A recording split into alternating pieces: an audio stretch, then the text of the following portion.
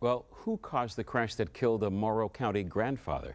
That question was at the heart of testimony today in the aggravated vehicular homicide trial of Corey Jackson.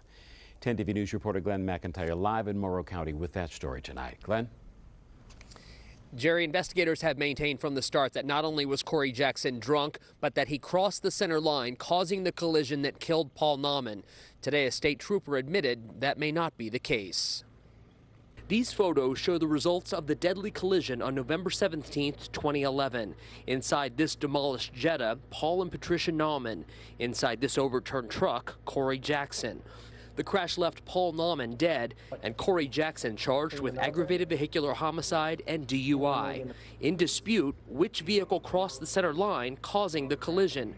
Prosecutors argue it was Jackson, who was seen weaving wildly on I-71 before the crash.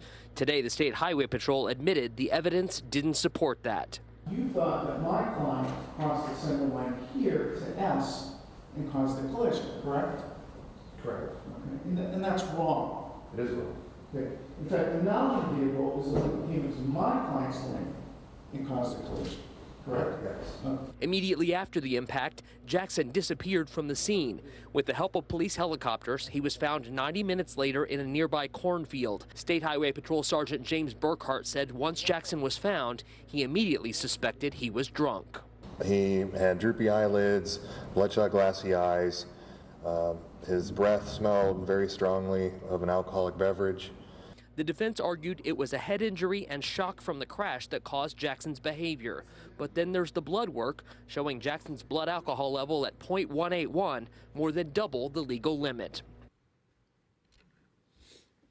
Is expected to be the focus tomorrow. The test was done by a state crime lab worker who has come under fire for failing to follow procedure at the state crime lab. A 10 TV investigation 2 weeks ago exposed her missteps and how they impacted the outcome of a separate DUI case. We will be here tomorrow as she takes the stand. You'll find all of our stories on this case and our investigation of the crime lab at 10tv.com. Reporting live at the Morrow County Courthouse, Glenn McIntyre, 10 TV News.